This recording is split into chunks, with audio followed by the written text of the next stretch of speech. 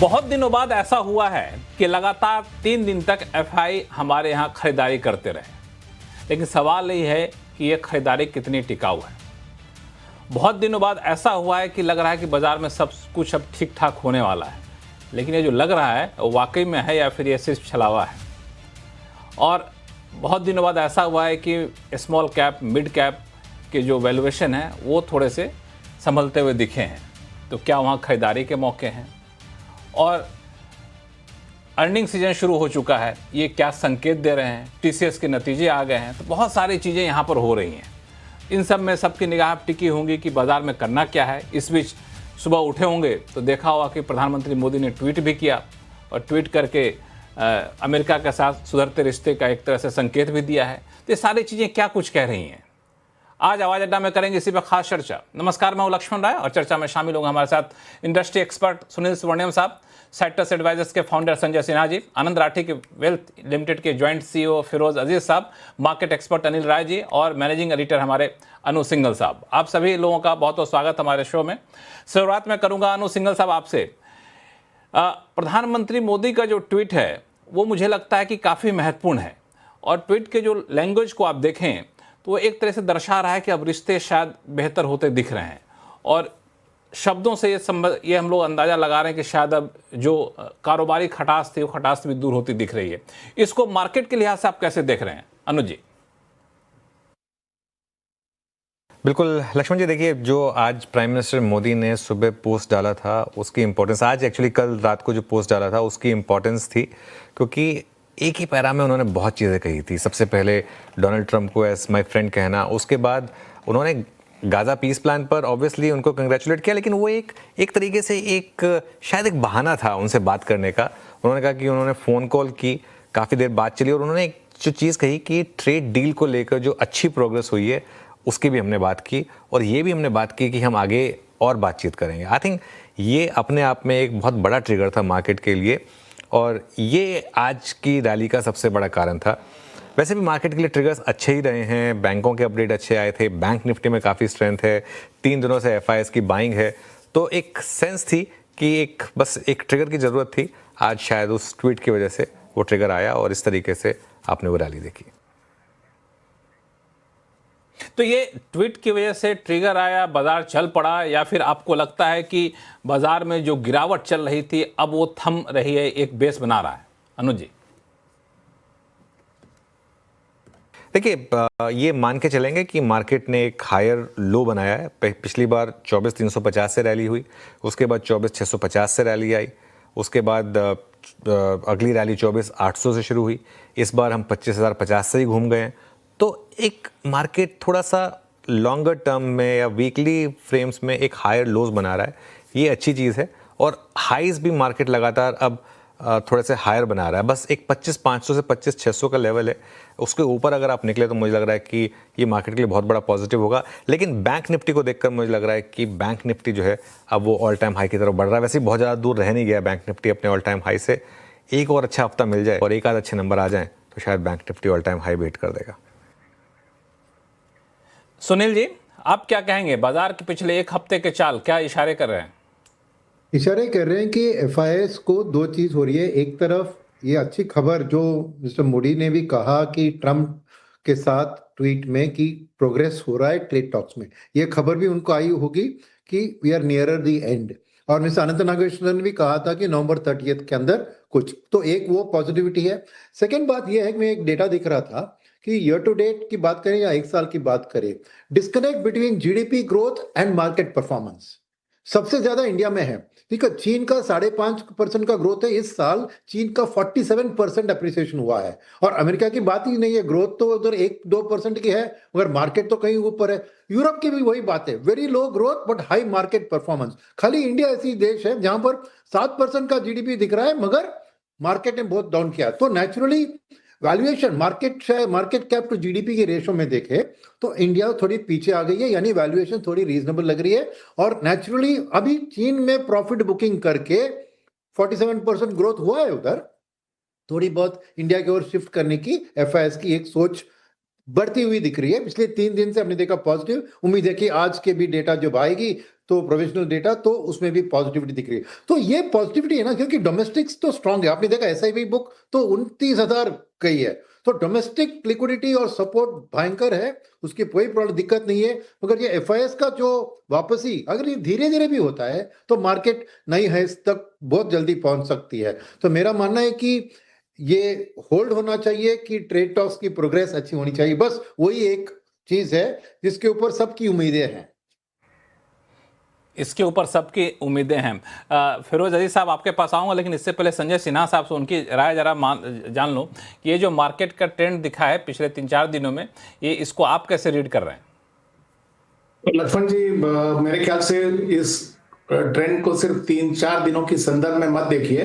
अगर आप आज जहां हम खड़े हैं बाजार में, उसको सितंबर का महीना जो गुजरा उसके इवेंट्स के संदर्भ में देखेंगे तो मेरे ख्याल से जो मेजर आघात H1B वीजा के अनाउंसमेंट के कारण, उसके बाद ब्रांडेड फार्मास्यूटिकल पे 100% की टैरिफ लगाने की धमकी, और उसके बाद यूएस के बाहर जितने सिनेमा प्रोड्यूस होंगे उन पर 200% टैरिफ की धमकी, इन सब आघात और 23,500 करोड़ से लेके 24,000 करोड़ की एफआईआई सेलिंग के कारण तो हमारा बाजार यहां से करीब 2,000 पॉइंट नीचे होना चाहिए था, लेकिन वो आज इस लेवल पर है। वही इस बात को दर्शा रहा है कि जो डोमेस्टिक सेंटिमेंट्स हैं उसको सबसे बड़ा सहारा जो मिल रहा है वो हमारे ख्याल से डोमेस्टिक लिक्विडिटी से मिल रहा है।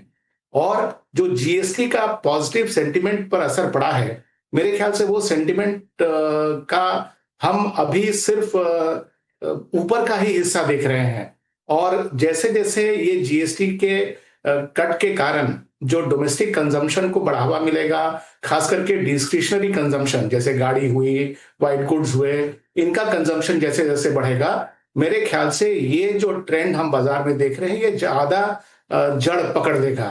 और इन सब में मेरे ख्याल से सोने पे सुहागा वो हो सकता है कि जो हमारी यूएस के साथ टैरिफ को लेकर जो टेंशन बनी हुई है, अगर उस पर मान लीजिए कि म्यूचुअली एक्सेप्टेबल और एक अच्छा नेगोशिएटेड सेटलमेंट हो जाता है, तो मेरे ख्याल से ये बहुत ही बड़ा ट्रिगर हो सकता है बाजार के लिए। फिरोज अजीज साहब, ये डोमेस्टिक सेंटिमेंट का असर है बाजार में तेजी?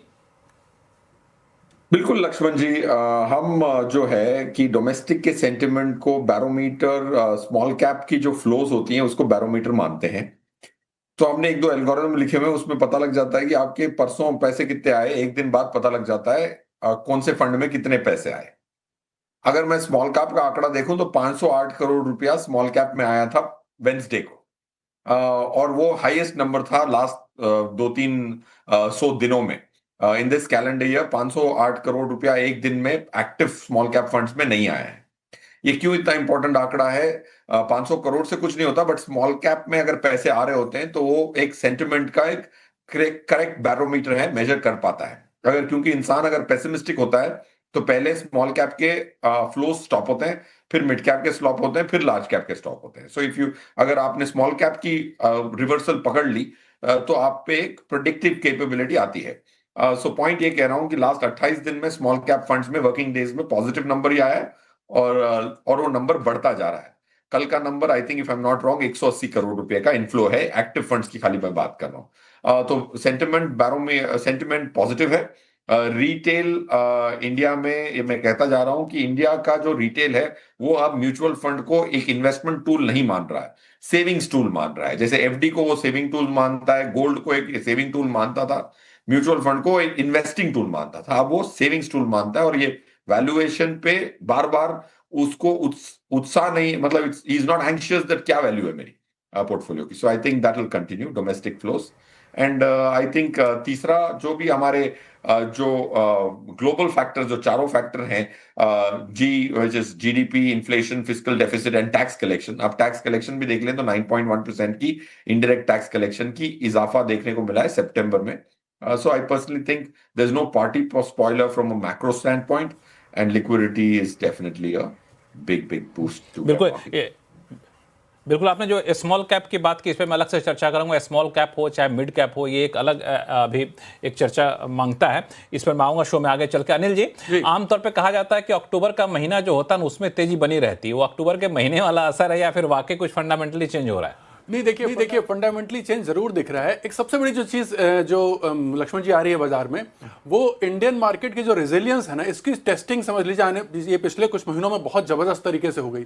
लगभग हर चीज मार्केट को लेके हमारे हिसाब से मतलब नेगेटिव थी।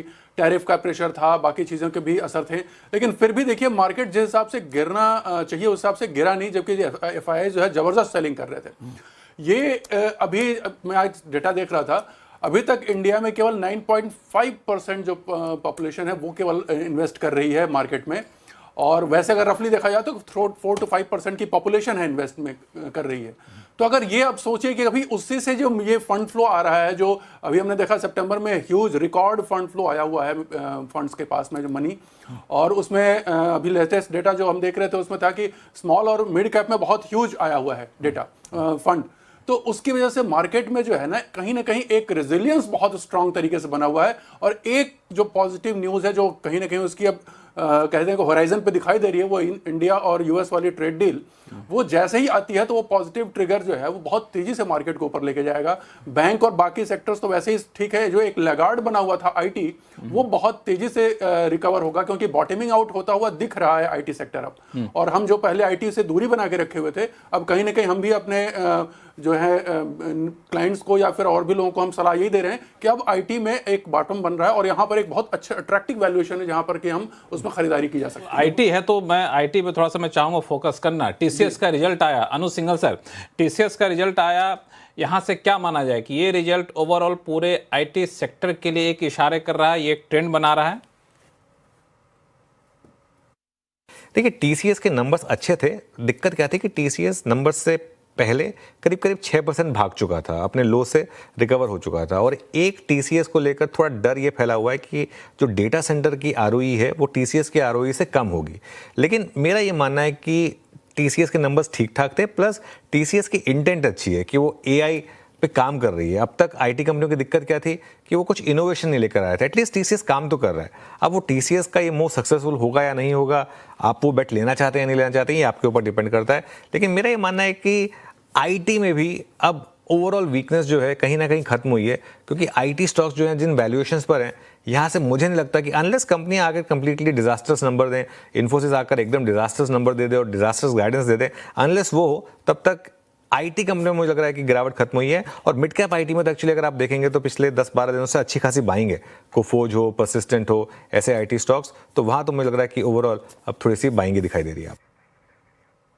इससे सबसे ज्यादा खुश हो रहे होंगे सुनील सुवर्णम साहब, क्योंकि हमेशा मैं उनसे सवाल पूछता था, उनकी राय पे मैं सवाल उठाता था जब भी वो आईटी की बात करते थे। सुनील जी हैप्पी हैं? हाँ, बिल्कुल। तो फिरोज जी उधर स्माइल कर रहे हैं क्योंकि लास्ट शो में बात हुई थी आईटी की और मैं बहुत नहीं, आपके बाद उन्हीं के पास जाऊंगा, आपके बाद उन्हीं के पास जाऊंगा मैं। नहीं, देखिए, मेरा था कि ये ओवरसोल्ड है और बहुत पेसिमिज्म बिल्ड किया हो गया था। एक तरफ तो यूएस की स्लोडाउन के बारे में और दूसरी तरफ एआई रेडीनेस के लिए। और तभी मैंने कहा था कि इनकी जो 12,000 पीपल को ले ऑफ करने की बात, वो एक कंपनी की ओर से अच्छी खबर है, क्योंकि जो employees mid and senior level AI के लिए तैयार नहीं है, उनको लेट गो करना कोई बुरी बात नहीं है। ये आईटी एम्प्लॉयमेंट के लिए बात अलग है, बट कंपनी अपनी मार्जिन्स को अच्छी तरह मैनेज कर रही है, हाई कॉस्ट एम्प्लॉइज को निकल रही है और नए रिक्रूटमेंट्स को एआई एनेबल्ड तरीके से। और आज देखा अपने डेटा सेंटर इन्वेस्टमेंट और एक उन्होंने एक्विजिशन भी किया। ये भी मैं कह रहा था तो इंडियन आईटी कंपनीज के पास बहुत कैश है सही जगह पे एक्विजिशन करने का। तो मेरा कॉन्फिडेंस आता है इसी से कि हम इतने उन्होंने प्रॉब्लम्स पिछले 10, 15, 20 साल में उन्होंने झेल लिया है, Y2K से लेकर ग्लोबल फाइनेंशियल क्राइसिस, तो ये भी प्रॉब्लम वो सॉल्व कर लेंगे। मगर मार्केट में एक नेगेटिविटी आई थी और पार्टली उसका रीजन था एफआईआईज का सेलिंग, क्योंकि जब एफआईआईज सेल करते हैं, स्पेशली पैसिव फंड्स में सेलिंग होता है, तो 10 to 12% ऑटोमेटिकली आईटी से पैसा निकलता है और डोमेस्टिक फंड मैनेजर्स उसको खरीदने के लिए तैयार नहीं थे, इसलिए गिरावट हुई। अभी एक साल में अभी भी IT most under performing sector में है कंपेयर टू निफ्टी। तो ये एक ओवरसोल्ड सिचुएशन से बाउंस बैक तो होना ही था, मगर खबरें जैसी आई और ये बेलवेदर कंपनी ने दिशा दिखा दिया है। बाकी को चॉइस ही नहीं हुआ, को भी एआई रिलेटेड स्टफ एटलीस्ट उनके गाइडेंस स्टॉक्स में बताने की जरूरत है, तो नेचुरली रुझान बदल सकता है। और जैसे मैं कह रहा था, बाय ऑन डिप्स का स्ट्रेटजी कुछ दिनों से मैं रेकमेंड कर रहा था, और वो अभी भी जारी रहेगी, क्योंकि फुल क्लैरिटी आने में थोड़ी और वक्त लगेगी इसमें। मगर डेफिनेटली मेरा मानना है कि इंडिया की ओवरऑल सिचुएशन में जब एफआईएस वापस आएंगे तो आईटी उनके लिए एक स्ट्रांग पिक होगा। आईटी उनके लिए स्ट्रांग पिक होगा। फिरोज अजीज साहब, ओवरसोल्ड टेरिटरी में थी आईटी कंपनियां और अब बाउंस बैक आना लाजमी था जो आ रहा है। जी बिल्कुल बिल्कुल लक्ष्मण जी, ओवरसोल्ड टेरिटरी में देखो पास्ट परफॉर्मेंस के आधार पे तो आईटी बहुत खराब लग रहा था। ऑफ कोर्स लास्ट रिजल्ट्स जो थे आईटी सेक्टर के, जहां पे बायबैक्स अनाउंस किए गए थे लार्ज आईटी कंपनीज से, that wasn't taken too positively, because जब मैं अभी थोड़े से दिनों पहले, महीने दिन पहले यूएस गया था, तो एक benchmarking from N innovation stand point IT industry की मैं देख रहा था। डेफिनेटली जो उम्मीद है एनालिस्ट्स की आईटी इंडस्ट्री से इंडिया के, वो खरी नहीं उतरी है। But I think from a capital market standpoint एक आईटी इंडिया के लिए एक डिफेंसिव सेक्टर रहा है, unlike other countries, and I think they have lived up to that image, and I think oversold territory में है। जैसे Sunil sir ने कहा, 3-4% का अल्फा निफ्टी के ऊपर, निफ्टी आईटी को निकालना इतना कठिन नहीं होना चाहिए फ्रॉम हियर ऑन। लेकिन आपने, मुझे याद है फिरोज साहब, आपने पिछली बार कहा था कि अगर मुझे बेट लगाना हो तो आईटी पे मैं नहीं जाऊंगा, क्योंकि यहाँ से आईटी उठेगा भी तो कितना उठेगा। नहीं लक्ष्मण जी, देखिए क्या है ना, मैं इन्वेस्टरों की बात करता हूं तो मैं खाली 3-4%, 5% का अल्फा देखता हूं साल भरी में।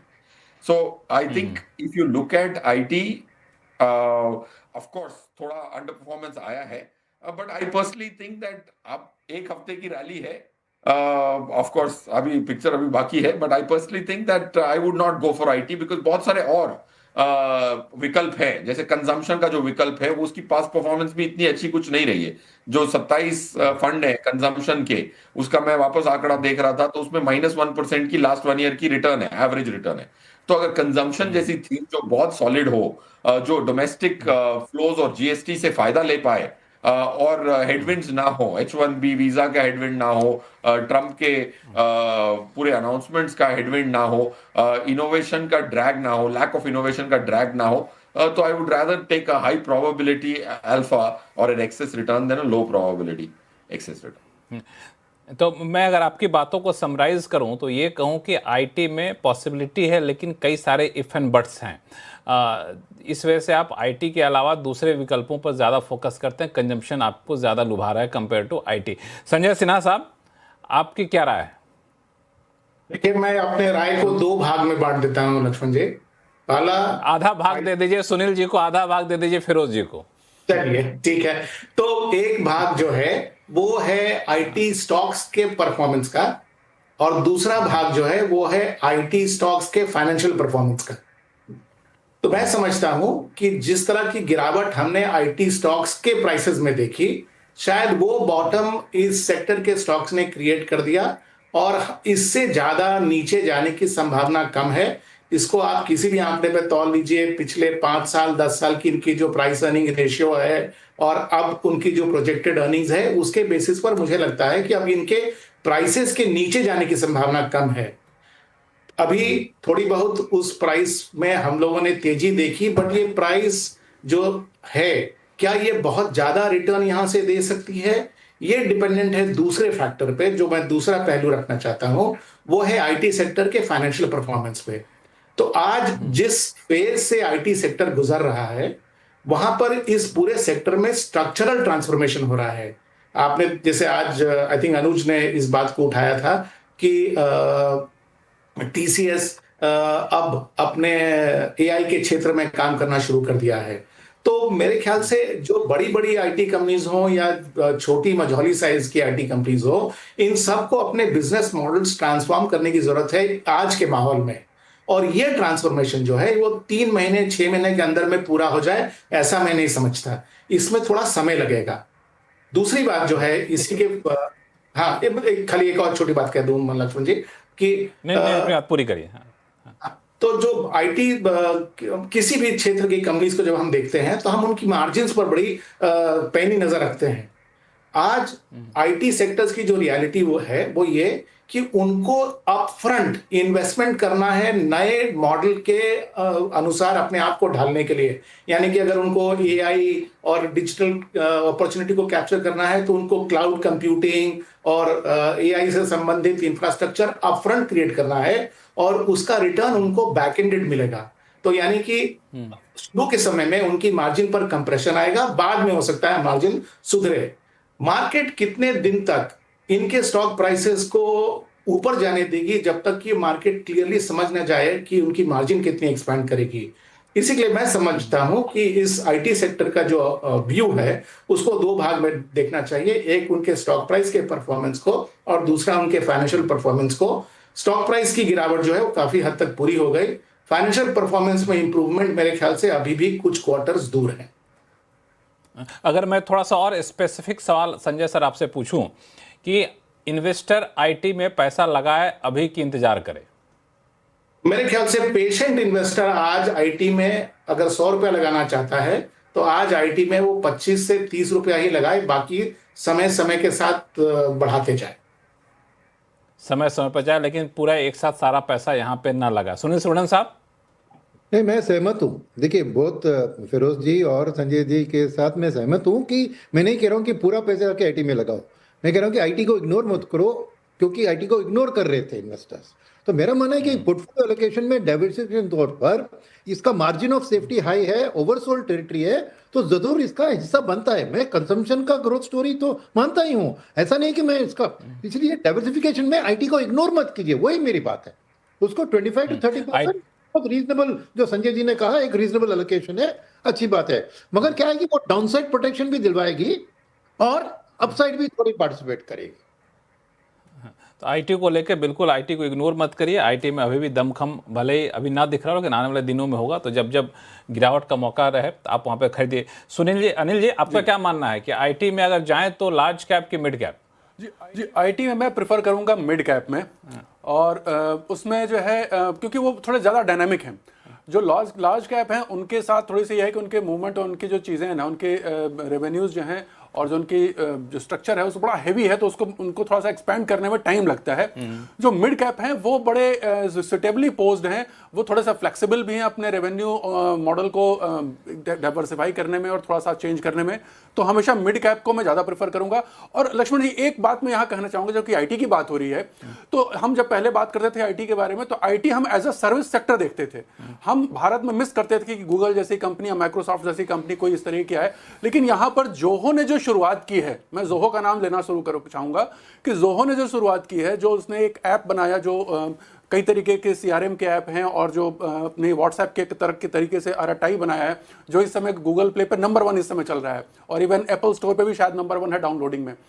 तो ये जो शुरुआत हुई है, ये आगे जाकर के पूरे आईटी के स्ट्रक्चर को चेंज करने वाली है, जहां पे हम एज अ आईटी इंडस्ट्री में हम आईटी के प्रोडक्ट्स हम बनाएंगे, केवल सर्विस सेक्टर की तरह हमारी भूमिका नहीं रहेगी, क्योंकि ये तो केवल शुरुआत है। अभी देखिए, एआई का इंफ्रास्ट्रक्चर में अभी इंटीग्रेशन हो रहा है। एआई के इंटीग्रेशन के बाद मुझे जो लगता है कि आईटी में बहुत तरह के नए नए प्रोडक्ट्स लॉन्च होंगे आने वाले समय में, और बहुत से मिड कैप और इवन लार्ज कैप कंपनियां भी इस क्षेत्र में आगे आएंगी। तो हमें आईटी में बहुत अच्छे मौके दिखाई देंगे। और हमेशा ये माना जाता है कि जो बहुत बड़े मल्टीबैगर होते हैं हमेशा टेक्नोलॉजी के क्षेत्र से ही निकलते हैं। तो मैं आईटी में जरूर नजर रखूंगा और उस पर एक बेट करने की कोशिश करूंगा, स्पेशली स्मॉल कैप और मिड कैप पे। ये आपने बड़ा इंटरेस्टिंग सा पॉइंट उठाया जोहो को लेकर के, बड़ी चर्चा में है। फिरोज अजीज साहब, आपने इस पे गौर फरमाया है क्या कि जोहो का आना पूरे आईटी सेक्टर के लिए क्या असर पड़ेगा? आपने इस्तेमाल शुरू किया कि नहीं? जी, अकाउंट खोला इस पे? I'm not even qualified to comment, Lakshman ji, so I'll refrain from commenting on Zoho for sure. तो इसके आईटी इंडस्ट्री, इसके डोमेस्टिक आईटी इंडस्ट्री पे कोई असर पड़ेगा सुनील जी, आपको क्या लगता है? नहीं, कुछ पड़ेगा नहीं, क्योंकि देखिए ये डिफरेंट सेगमेंट में वो कंपटीशन कर रहा है व्हाट्सएप, गूगल, फेसबुक उनके साथ, not with Indian service provider company, number 1। Second बात यह है कि मैं 1 मिनट अनिल जी की बात जो कहा, मैं संजय सिन्हा बात की जोड़ने की कोशिश कर रहा हूँ। इन्होंने कहा कि 2 बातें, एक है प्राइस और एक है फाइनेंशियल परफॉर्मेंस। तो अनिल जी ने कहा, उसमें देखिए लार्ज कैप सेक्टर में है प्राइस का करेक्शन हुआ है, वैल्यू है, मगर फाइनेंशियल परफॉर्मेंस उठेगी मिड कैप और स्मॉल कैप में। इसलिए मैं सहमत था कि ये दोनों अलग, बहुत ब्यूटीफुली अनिल जी ने एक्सप्लेन किया, यही दोनों का खासियत है। थर्ड चीज है कि जो की बात में एक ही अफसोस की बात है, लाइटर नोट पे, कि श्रीधर वेम्बू साहब ने पब्लिकली कह दिया कि मैं कभी लिस्ट नहीं करूंगा मुझे क्वार्टर टू क्वार्टर का प्रेशर नहीं चाहिए। तो वो अफसोस की बात है, स्टॉक मार्केट में हम जो की पोटेंशियल को हासिल नहीं हालांकि मैं थोड़ा सा इस पे एक आपकी राय जरूर चाहूंगा सुनील जी, कि आप शुरू से आईटी को लेकर काफी ज्यादा बुलिश रहे हैं और इसमें एक राय बटी हुई रहती है, लार्ज कैप की मिड कैप, आप कैसे बैलेंस बनाते हैं? नहीं, बैलेंस बनाने की जरूरत है। जैसे ना financial performance, nimbleness of action, quick to market without spending too much money on infra, ये small and mid cap companies जरूर करेंगी। और वो आईटी एआई कंसल्टिंग में वो बहुत आगे दौड़ जाएगी, बिकॉज नीश प्रोजेक्ट्स को आसानी से पकड़ लेगी। वेरएस लार्ज कैप कंपनीज में धीरे से होगा, जैसे हाथी मूव होती है, स्लो मूवमेंट होगा, मगर उधर जो प्राइस करेक्शन हुआ है उसके कारण वहां पे मुझे मार्जिन ऑफ सेफ्टी और थोड़ी वैल्यू क्रिएशन दिखती है। तो एक ब्लेंडेड पोर्टफोलियो जहां पे दोनों शामिल है, यही मैं सलाह दूंगा। And you can take it as a 50-50, क्योंकि 50% लार्ज कैप में 3-4 कंपनी लार्ज कैप में आ जाएंगे और 50% में आपको एटलीस्ट 10 मिड कैप कंपनियां मिलेंगे। संजय सर, आप भी लार्ज कैप मिड कैप में बांटना चाहते हैं फंड को? देखिए, अगर टैक्टिकली अगर आप देखें, पहले मैं बता दूं कि स्ट्रैटेजिक तौर पे सुनील जी जो कह रहे हैं वो बिल्कुल सही है कि आप आईटी सेक्टर को अपने पोर्टफोलियो से बाहर नहीं कर सकते। आपका पोर्टफोलियो का वो स्ट्रैटेजिक हिस्सा बना रहना चाहिए। आज के संदर्भ में अनिल जी जो कह रहे थे कि छोटे साइज की जो कंपनी है, mid cap small cap company जो है, उनके लिए ज्यादा आसान है अपने बिजनेस मॉडल को चेंज करना और अपने फाइनेंशियल्स को सुधार लेना। बड़ी कंपनीज को समय लगेगा। तो टैक्टिकली छोटे समय अपॉर्चुनिटी कैप्चर करने के लिए आप आज के समय में small and mid cap IT company से ज्यादा मुनाफा कमा पाएंगे, लेकिन आगे जाके आपको mid cap large cap IT companies में ही घुसना पड़ेगा।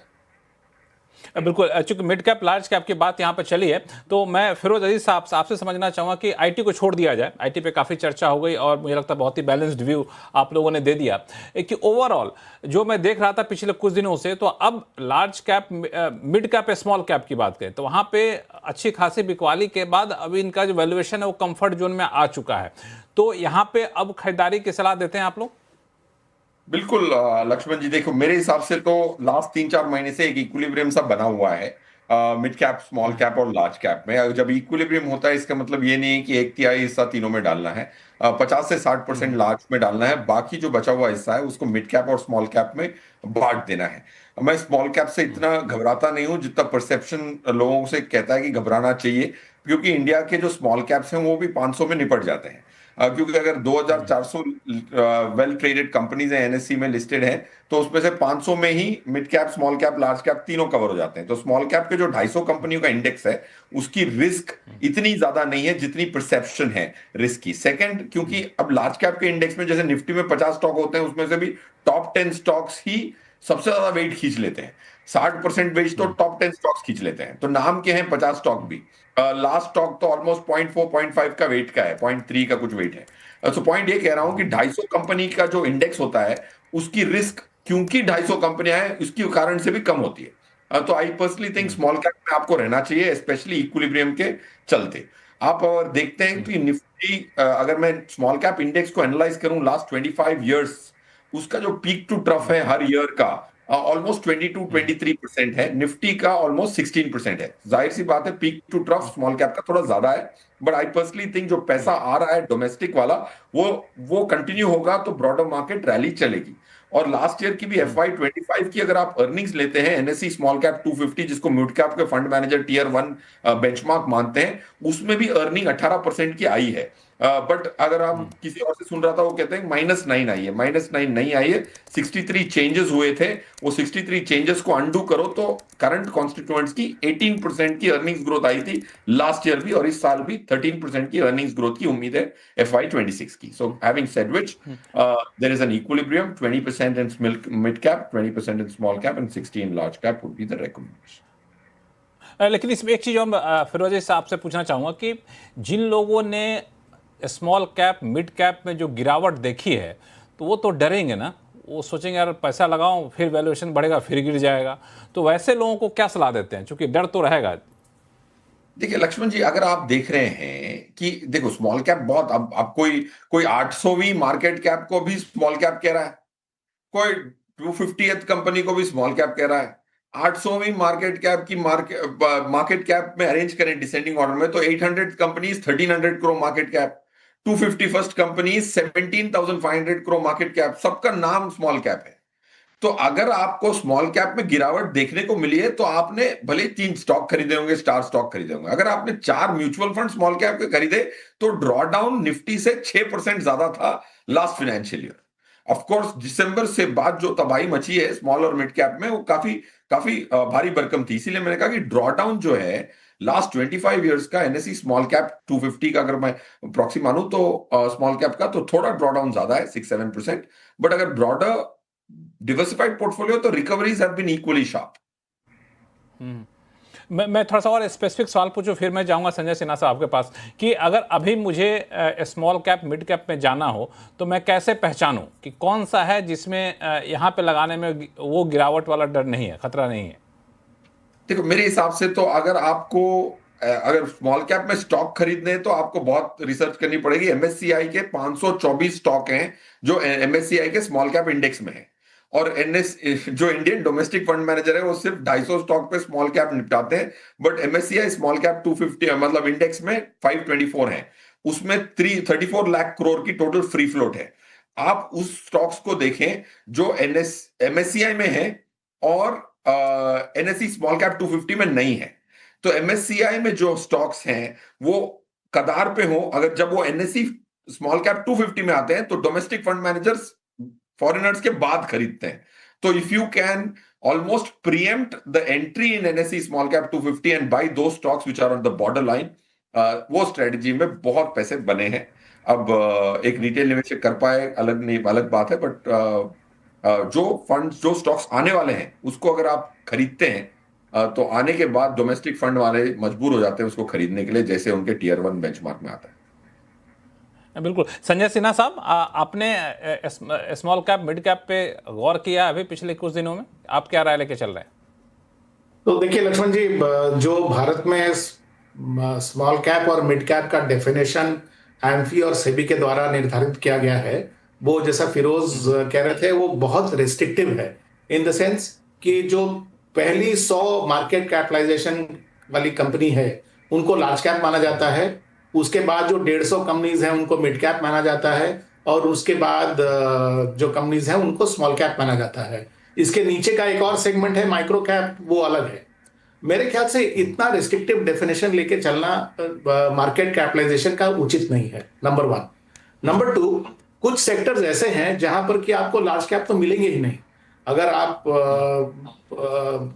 पाइप क्षेत्र की कंपनी देख लीजिए, मीडिया देख लीजिए, तो वहां पर तो आपको लार्ज कैप मिलेगा नहीं, आपको मिड कैप में ही जाने की जरूरत पड़ेगी। लॉन्ग टर्म परफॉर्मेंस अगर आप देखें, 5 साल का नजरिया देखें, 7 साल का या 10 साल का नजरिया देखें, तो उस लंबे कॉन्टेक्स्ट में ये उतार चढ़ाव के बावजूद मिड कैप कंपनीज का प्रदर्शन नॉर्मली ज्यादा अच्छा रहा है, ऐसा देखा गया है हिस्टोरिकली। मेरे ख्याल से आज भारत में एक बहुत बड़ा चेंज हो रहा है, जो आप अपने चारों तरफ भी देख रहे होंगे। पहले क्या था ना कि कोई भी बिजनेसमैन चाहता था कि वो अपने कारोबार में से पैसा कमाकर लाए। आज वही कारोबारी अपने बिजनेस का वैल्यूएशन चाहता है।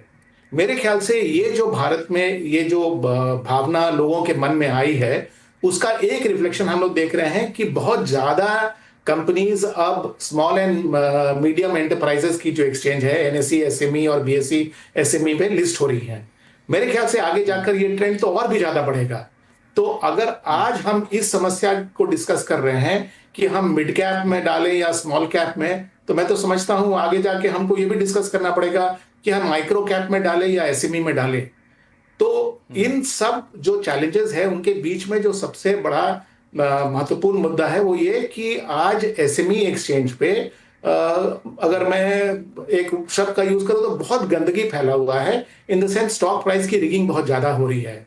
जब वो एक्सचेंज से क्लियर हो जाएगा तो मेरे ख्याल से तब आपको mid cap, small cap, micro cap और एसएमई में हर कंपनी को बॉटम अप नजरिए से देखना पड़ेगा। और मेरे ख्याल से जब आप ये इस तरह से देखना शुरू करेंगे, तो अगर आपको लग रहा है आज कि पाइप सेक्टर में मुझे तेजी दिख रही है, तो आपके पास तो चॉइस ही नहीं है, आपको लार्ज कैप में मिलेगा ही नहीं ऑप्शन, आपको मिड कैप में जाना पड़ेगा। कल को हो सकता है कि ड्रोन्स की जो टेक्नोलॉजी भारत में बन रही है, उसमें अगर आपको रिप्रेजेंटेशन चाहिए तो लार्ज कैप में तो मिलेगा ही नहीं, आपको जाना पड़ेगा स्मॉल कैप में। तो इस तरह से अगर आप सेक्टोरल चुनाव के तौर पे जाएंगे टॉप डाउन, तो आपका मार्केट कैपिटलाइजेशन तो वैसे ही निर्धारित हो जाएगा। और दूसरा है कि अगर आप इंडिविजुअल बिजनेस के पर्सपेक्टिव से देखेंगे, तो फिर आपके लिए ये मैटर नहीं करता है कि वो कंपनी मिड कैप है या स्मॉल कैप है। अगर कंपनी अच्छी है तो ठीक है। ठीक है। मैं आपकी ये दरअसल जो आपने चीज़ कहा, एक तरह से सिस्टमिक चीज़ें हैं जिसमें बदलाव करने की ज़रूरत है। ऐसा करते हैं कि एक बड़ा ही इंपॉर्टेंट डेटा है, वो एसआईपी का डेटा है। एसआईपी का डेटा क्या इशारा करता है, इस पर बातचीत करेंगे, लेकिन लौटते छोटे से ब्रेक के बाद कहीं जाइएगा नहीं।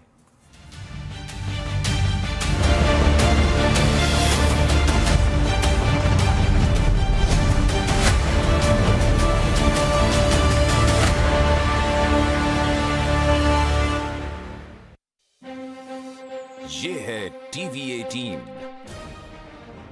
और आप देख रहे हैं। उसके बाद मार्केट अब गिफ्ट निफ्टी के लेवल्स की तरफ बढ़ता हुआ। अपने पहले ट्रेड से बनाइए अपनी हर मॉर्निंग को रॉकिंग। डिफेंस जो है ना, वो सारी जो बाधाएं हैं वो तोड़ के निकलने वाला है। मार्केट के सबसे अनुभवी और भरोसेमंद एक्सपर्ट्स के साथ। आज का जो बार बना है उसके साथ लगता है बाइंग के लायक है। तो स्टॉप लॉस आप 5040 पे लगाए। बुल या बियर के फियर फैक्टर को कहिए गुड बाय। इस समय मार्केट में अपनी पोजीशन को कैरी करें। पहला सौदा सीएनबीसी आवाज पर।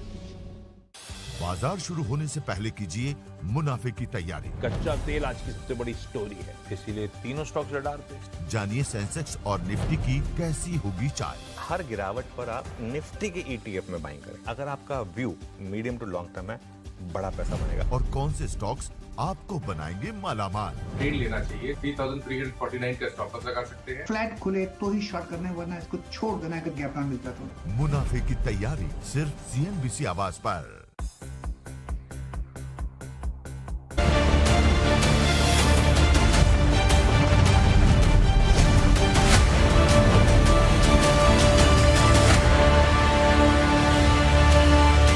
अभी एसआईपी का डेटा आया है, यानी कई रिटेल इन्वेस्टर जो एसआईपी के जरिए पैसा लगाते हैं उसके डेटा आए और रिकॉर्ड पैसा लोग डाल रहे हैं। भले ही बाजार गिरा भी है, लेकिन पैसा लोग वहाँ पे बहुत ज़्यादा डाल रहे हैं। तो ये क्या इशारा करता है? लोग उसको अलग अलग तरीके से उसका पोस्टमार्टम कर रहे हैं। तो शुरुआत में अनु सिंघल साहब आपसे करूँगा। पहले आप इस एसआईपी के डेटा को कैसे देख रहे हैं? देखिए, एसआईपी का नंबर बहुत स्ट्रांग है, 29,000 करोड़ प्लस का ये नंबर है। इसका मतलब डिसिप्लिन लोगों ने बना के रखा है। सबसे इंटरेस्टिंग चीज़ ये है कि पिछले एक साल से म्यूचुअल फंड इन्वेस्टर्स का पैसा नहीं बना है, उसके बावजूद ये डिसिप्लिन कायम है। अपने आप में ये काबिल तारीफ है। ओवरऑल नंबर थोड़ा नीचे आया है, करीब करीब 9% का एयूएम घटा है, लेकिन दैट्स ओके। मतलब पार फॉर द कोर्स। कभी कभी एक ये चीज़ें होती हैं, ये लीनियर नहीं होता कि हर महीने नंबर बढ़ना ही चाहिए। और 30,000 करोड़ अपने आप में कोई छोटा नंबर नहीं है। हाँ, आप महीने दर महीने कंपेयर करेंगे तो पिछले 2 महीने में थोड़ी सी गिरावट आई है, लेकिन ओवरऑल इस नंबर को देखकर घबराने की ज़रूरत बिल्कुल नहीं है। बिल्कुल घबराने की जरूरत नहीं है। अच्छी बात है कि लोगों ने डिसिप्लिन बना के रखा है। सुनील सोनम साहब, डिसिप्लिन बना के रखा या फिर मजबूरी है? नहीं, मजबूरी नहीं है। देखिए, 2-3 चीज़ है इसमें। एक मैंने डेटा दिखाला था कि लार्ज कैप फंड्स में एक साल में -6% जब निफ्टी इंडेक्स का परफॉर्मेंस रहा था पिछले मंथ एंड में, जब एसआईपी का रिटर्न वाज +4%, राइट। तो क्या है कि इस वॉलेटाइल टाइम में एक्चुअली एसआईपी ने आके रुपी कॉस्ट एवरेजिंग का बेनिफिट लोगों को दिलवाया है, नंबर 1। नंबर 2, एसआईपी बुक की कंपोजिशन देखे तो मैंने 2 महीने पहले ये स्टडी किया था, 65% of the total SIP mid and cap stocks खरीदने लायक पैसा है, चाहे वो mid and small cap, mid cap small cap में हो या फिर सेक्टोरल फंड्स में हो। तो ज्यादातर लोग एसआईपी को मिड एंड स्मॉल कैप में इस्तेमाल कर रहे हैं। तीसरा है कि इसने correction small and mid cap में आने के बावजूद उनके confidence small and mid cap में है, क्योंकि एक साल में नेगेटिव है। 3 साल का अगर एब्सोल्यूट रिटर्न निकाले, मैं अभी देख रहा था कि निफ्टी का है 41%, मिड कैप का और स्मॉल कैप का है 88% और निफ्टी माइक्रो कैप 250 का है 112%। यानी 3 साल के रिटर्न में अभी भी माइक्रो कैप, मिड और स्मॉल कैप लार्ज कैप से बहुत दुगना या 2.5 गुना रिटर्न दिया है। तो लोगों की जो एसआईपी की रिटर्न्स है वो उनको कॉन्फिडेंस दिलवा रही है कि एक डिसिप्लिन्ड सिस्टमैटिक प्रोसेस से इस इतनी उथल चढ़ाव में भी मेरी पोर्टफोलियो ठीक है। तो ये कॉन्फिडेंस ही हर महीने उनको बढ़ा रही है। और सेकंड, हमें डेफिनेटली क्रेडिट करना होगा आनंद राठी जैसे डिस्ट्रीब्यूटर्स के। म्यूचुअल फंड डिस्ट्रीब्यूटर्स का काम है जो कस्टमर्स को बता रहे हैं कि भैया ये वॉलेटिलिटी का इतना डरिए मत, और सिस्टमैटिकली करने से आपको रुपी कॉस्ट एवरेजिंग की बेनिफिट आएगी। एक्चुअली करेक्शन होता है तो फ्यूचर वो बहुत बेहतर है। तो डिस्ट्रीब्यूटर्स का बहुत बड़ा हमें एक थैंक यू बोलना होगा कि उन्होंने लोगों को एक कॉन्फिडेंस को कायम रखा है और सिस्टमैटिकली महीने के महीने बढ़ती जा रही है एसआईपी बुक। लास्ट ईयर ये 3,000 करोड़ कम, तो ऐसी वॉलेटाइल टाइम में 26,000 से 29,000 जाना बहुत बहुत बड़ी बात है। और फैंटास्टिक जॉब जो डिस्ट्रीब्यूशन कम्युनिटी ने किया है वो हमें रिकॉग्नाइज करना पड़ेगा। बिल्कुल, मैं ये सवाल लेके फिरोज अजीज साहब आपके पास आऊंगा, लेकिन एक सवाल सुनील जी और आपसे पूछ लूं कि इतना कुछ उतार चढ़ाव देखने के बाद आपको लगता है कि एसआईपी में अपने अलोकेशन को कुछ चेंज करने की जरूरत है, large cap, mid cap, multi cap type से? नहीं, देखिए ऑलवेज एसआईपी ज्यादा वॉलेटाइल सेगमेंट में ज्यादा करना चाहिए, यानी स्मॉल कैप में सबसे ज्यादा, फिर मिड कैप में, फिर लार्ज कैप में, because volatility is a friend of the SIP. तो वो सिंपल रूल है। मैं कहूंगा कि एक्चुअली आप उसको 60% स्मॉल कैप में कीजिए, 25% to 30% मिड कैप में कीजिए और बाकी 10-15% आप लार्ज कैप में कीजिए। यही सलाह मेरे ख्याल में डिस्ट्रीब्यूटर्स भी देते हैं अपने लोगों को कि लमसम है तो उसको लार्ज कैप प्रेफर कीजिए, मगर एसआईपी का आप एक हाईली वॉलेटाइल सेगमेंट में आप एसआईपी की रूट अपनाइए। फिरोज अजीज साहब, एसआईपी के आंकड़े गौर से देखें तो पैसे तो अच्छे खासे आए, रिकॉर्ड पैसे आए, लेकिन इक्विटी में जो है वो पैसे का फ्लो थोड़ा सा कम हुआ है। मैं देख रहा था करीब 9% के आसपास कम हुआ है। क्या माना जाए इसको? लक्ष्मण, दो चीजें हैं एसआईपी पे, मैं 2-3 चीज कह देता हूं, 2-3 पॉइंट्स। अब जो भी अगर हम 29,000 देख रहे हैं, अगर बहुत सारे कदम चढ़ के आते हैं, फिर हम पहाड़ चढ़ने के बाद पीछे मुड़ते हैं तो देखते हैं कितने कदम चढ़ चुका हूं मैं।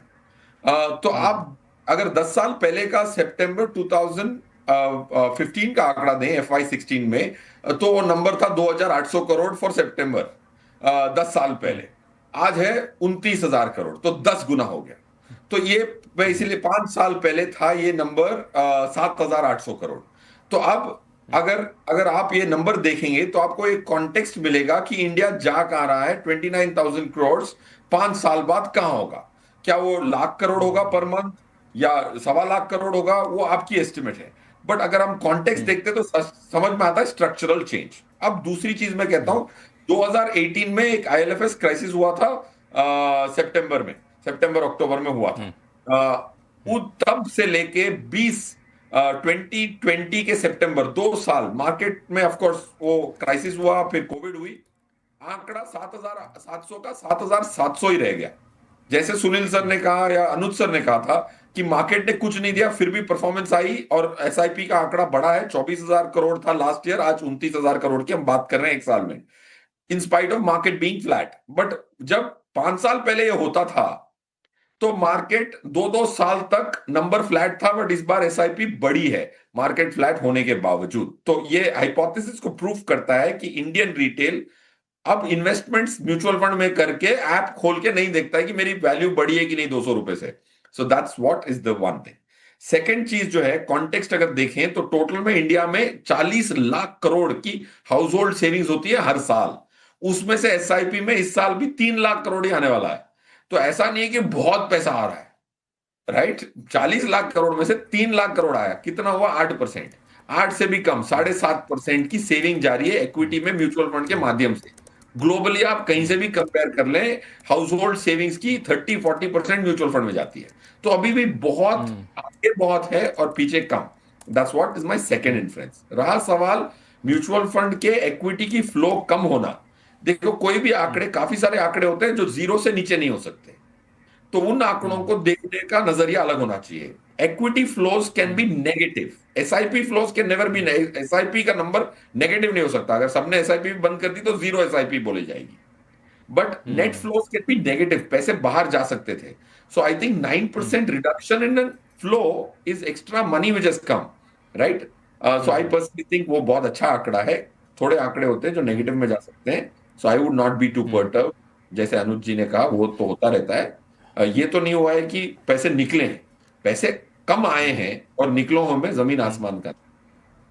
बिल्कुल। एक सवाल और आपसे पूछूं, फिर संजय सिन्हा सर आपके पास आऊंगा कि ये जो एसआईपी के आंकड़े उत्साहजनक है तो कई लोगों को और एक्साइट करता होगा कि चलो एसआईपी में सब लोग डाल ही रहे हैं, हम भी और पैसा डालें। तो जैसा कि सुनील सर कह रहे थे कि दो ऑप्शन होते हैं, एक लमसम हमारे पास पैसा पड़ा हुआ उसको हमें एसआईपी में डालना है, तो उसके लिए आप क्या राय देते हैं? चूंकि लमसम कई लोग कहते हैं एक साथ डाल दीजिए या फिर रुक रुक करके डालिए। अभी चूंकि आपने कहा कि स्मॉल कैप मिड कैप ठीक ठाक में है, तो क्या वहां पर लोकेशन बढ़ा देने का समय आ गया है? लक्ष्मण सर, मेरे हिसाब से एसआईपी की तुलना लमसम से नहीं करनी चाहिए, एसटीपी की तुलना करनी चाहिए। अगर आप एसआईपी कर रहे हैं मतलब अभी तक तो आपके जेब में पैसे ही नहीं आए, जैसे पगार राठी जी मुझे जल्दी नहीं दे देंगे, वो 6 महीने वेट करने पड़ेगा। SIP is a commitment of your future cash flow. अगर आपके पास ऑलरेडी एक मुश्त पैसा बैंक अकाउंट में या कोई बोनस आ गया, कोई प्रॉपर्टी बेची, वो तो आप एक मुश्त डालें। कमी बार ऐसा होता है कि 1 साल की टाइम करेक्शन के बाद आपके पास पैसा होता है, वो नसीब समझें अपना। आप मार्केट की वॉलेटिलिटी 5-10% से घबराएं ना और एक मुश्त डालें। 1 साल की टाइम करेक्शन के बाद 5% की प्राइस करेक्शन के बाद वेट करना मेरे हिसाब से लालची माना जाएगा। As long as you can withstand some volatility you should put lump sum is the take. Sanjay Sinha sir, SIP पे काफी कुछ चर्चा हो गई, उसके डेटा को आपने देखा, आप क्या टेक अवे निकाल रहे हैं यहां से? लक्ष्मण जी, एसआईपी का आंकड़ा आपको देखना चाहिए नेट इनफ्लोज के साथ। अगर मान लीजिए नेट इनफ्लोज का नंबर एसआईपी से ज्यादा है, यानी कि लमसम इन्वेस्टमेंट्स पॉजिटिव रहा उस महीने, और अगर नेट इन्वेस्टमेंट का नंबर एसआईपी से कम हुआ, तो जो लमसम विड्रॉल्स हैं वो आपके इनफ्लो से कहीं ज्यादा है। तो अगर आप आंकड़ा जो आप दिखा रहे थे मुझे, हाँ, उसमें एसआईपी का आंकड़ा और नेट इनफ्लोज का आंकड़ा करीब करीब बराबर है। थोड़ा सा नेट इनफ्लोज का नंबर अगर मैं देखूं तो शायद 1-2 हजार करोड़ ज्यादा है। तो पिछले महीने नेट फ्लोज जो आए हैं वो बहुत ज्यादा नहीं है मेरे ख्याल से। और दूसरी बात जो मेरे सारे को पैनलिस्ट ने भी रखा है वो ये कि आज जो एसआईपी को आज निवेशक एसआईपी को आज लोग सेविंग्स की तरह देख रहे हैं, इन्वेस्टमेंट की तरह नहीं। लेकिन एक समय आएगा जब लोग एसआईपी की रिटर्न्स को देखना शुरू करेंगे। पिछले 1 साल से लोगों ने काफी पेशेंस दिखाया है, अब ये देखना है कि ये पेशेंस कितने दिन और वो दिखाएंगे, क्योंकि हम इस बात से तो अवगत है ना कि बहुत बड़ा पैसा म्यूचुअल फंड में आना तब शुरू हो गया जब इन्वेस्टर बैंक डिपॉजिट की नेट ऑफ टैक्स जो रिटर्न मिल रही थी उससे वो बिल्कुल निराश हो गया था, इसलिए उसने पैसा म्यूचुअल फंड में डालना शुरू किया। तो एक समय तब इनका भी आएगा जब इनकी एसआईपी के जो रिटर्न्स है वो 1 साल के बाद वो समय आए, या 2 साल के बाद आए, या 3 साल के बाद आए। लेकिन लोग एंडलेसली पैसा एसआईपी में डालते रहेंगे बिना किसी रिटर्न के, ये तो नहीं होगा। तो मेरे ख्याल से एसिड टेस्ट हमारे मार्केट का और हमारी इंडस्ट्री का तब होगा जब वो समय आएगा जब जो म्यूचुअल फंड का इन्वेस्टर है वो अपने एसआईपी की रिटर्न्स को देखना शुरू करेगा, जो कि क्वाइट क्लियर है कि पिछले 1 साल की रिटर्न को वो नहीं देख रहा है। बिल्कुल, बहुत ब्यूटीफुली आपने एक्सप्लेन किया यहाँ पे। तो एसआईपी को लेकर जो लोग एसआईपी में बने हुए हैं फिर बनने की सोच रहे हैं, उनके लिए बहुत ही बेहतरीन राय हमारे सभी पैनलिस्ट की तरफ से आया। सुनील सुवर्णम साहब, मैं आपके पास एक सवाल लेके आऊँ, चूँकि अब अर्निंग सीजन का आप बहुत बेसब्री से इंतजार कर रहे थे, अर्निंग सीजन की शुरुआत हो गई है, क्या कितना उत्साहित आप हैं? और चूँकि अगले हफ्ते से बैंकिंग के आने वाले हैं, देखिए क्या एक्चुअली मार्केट की एक्सपेक्टेशन अर्निंग्स के ऊपर ज़्यादा नहीं है, तो ये एक अच्छी बात है, क्योंकि मानते हैं कि कंजम्पशन की जो नंबर है वो लास्ट 1 वीक का ही नंबर होगा सितंबर नवरात्रि से, तो नेचुरली मार्केट ने भी अपने एक्सपेक्टेशन को कम रखा है। उस हिसाब से इस क्वार्टर की तिमाही की जो अर्निंग्स रिजल्ट्स है वो शायद मार्केट की एक्सपेक्टेशन के हिसाब रह सकती है, मगर एक सीक्वेंशियल या ये बातें देखें तो ये क्वार्टर थोड़ी ठंडी ही रहेगी और जनवरी क्वार्टर से मैं एक बाउंस बैक इन अर्निंग्स देखने की उम्मीद कर रहा हूँ।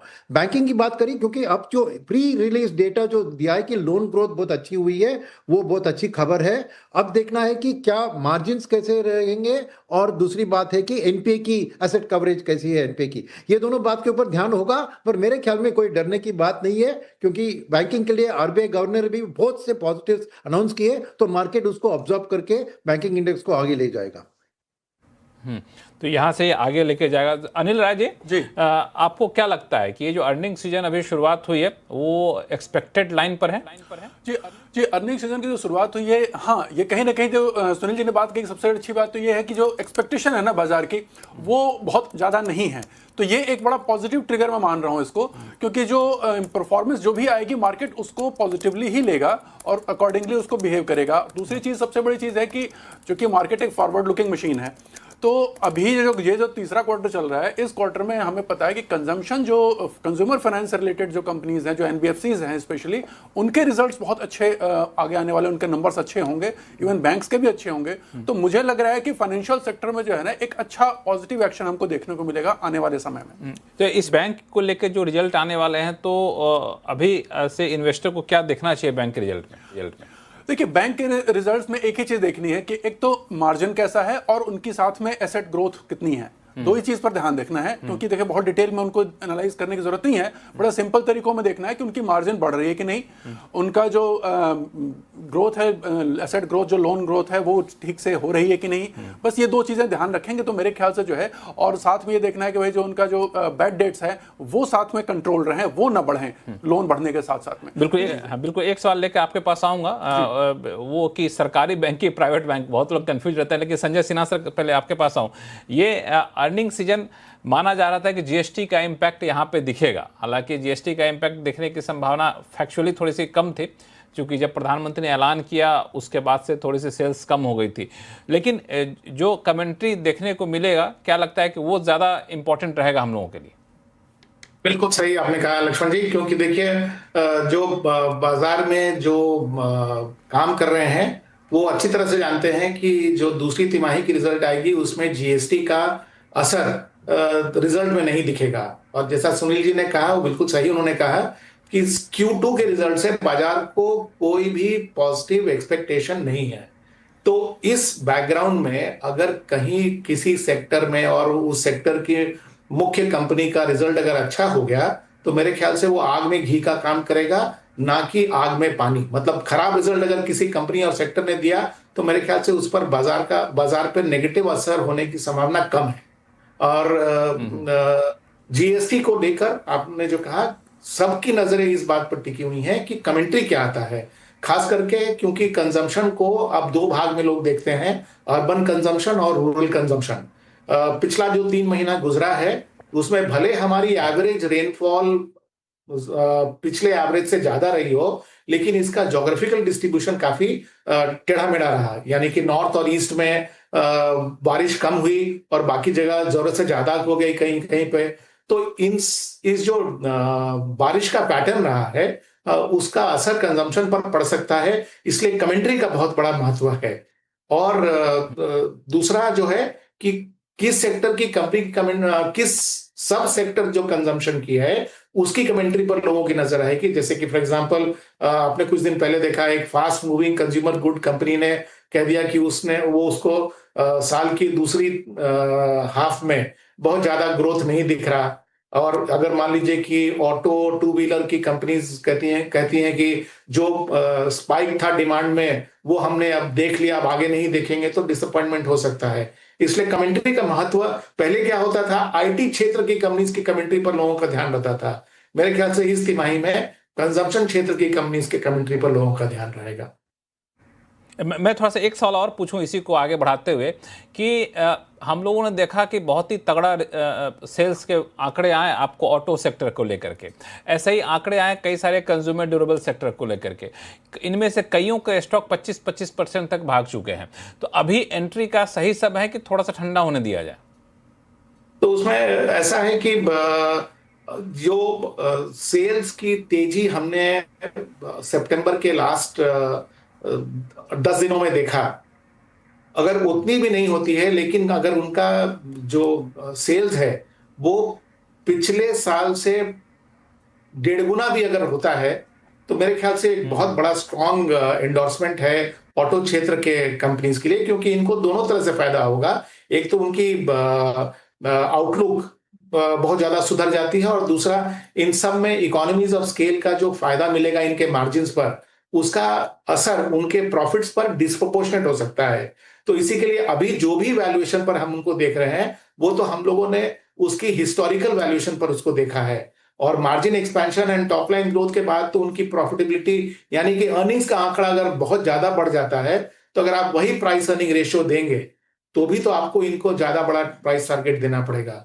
इसलिए मैं समझता हूं कि ये सेक्टर्स में मेरे ख्याल से जीएसटी कट के बाद, और जिस तरह से खाली जीएसटी कट नहीं हुआ है, इनकम टैक्स की भी कटौती हुई है, 10th पे कमीशन का भी प्रपोजल इंप्लीमेंट होने वाला है, मिला जुला असर जो है मैं समझता हूं डोमेस्टिक डिस्क्रिशनरी कंजम्पशन के लिए पॉजिटिव है। खाली नजरिया आपका जो है इन्वेस्टमेंट का, वो 3 महीने का नहीं 3 साल का होना चाहिए। 3 साल का होना चाहिए। एक आखिरी सवाल संक्षिप्त में अनिल राय जी, बैंक की बात हम लोग कर रहे थे, सरकारी बैंक की प्राइवेट बैंक? जी देखिए, वैल्यूएशन के हिसाब से देखें और अट्रैक्शन के हिसाब से देखें तो मुझे सरकारी बैंक अच्छे लग रहे हैं। उसमें एक चीज़ बस कहना चाहूँगा शॉर्ट में, देखिए सरकारी बैंकों से दूरी क्यों बना के रखते थे, क्योंकि सरकारी बैंकों की जो ग्रोथ होती थी वो थोड़ी बड़ी स्लो होती थी, लेकिन अभी आईटी एडॉप्शन होने के बाद लगभग सारे बैंक आईटी को टेक्नोलॉजी अडॉप्ट कर चुके हैं। उनकी जो वैल्यूएशन और उनकी जो ग्रोथ है ना, वो अब पहले जैसी नहीं रहेगी। और सबसे बड़ी चीज, जो उनके बैड डेट्स होते थे वो बड़े कंट्रोल हो गए, काफी कुछ रिस्ट्रक्चर हो गए, काफी चीजें हो गई उनमें, तो जो उनके जो बैड डेट्स थे वो काफी कंट्रोल। तो आपके हिसाब से कि सरकारी बैंक की तरफ ज्यादा रुझान आपका यहाँ पर है। तो चलिए, तो बहुत बहुत धन्यवाद आप सभी मेहमानों का हमारे साथ शो में जुड़ने के लिए। तो आवाज अड्डा में फिलहाल इतना ही। देखते रहिए CNBC आज। नमस्कार।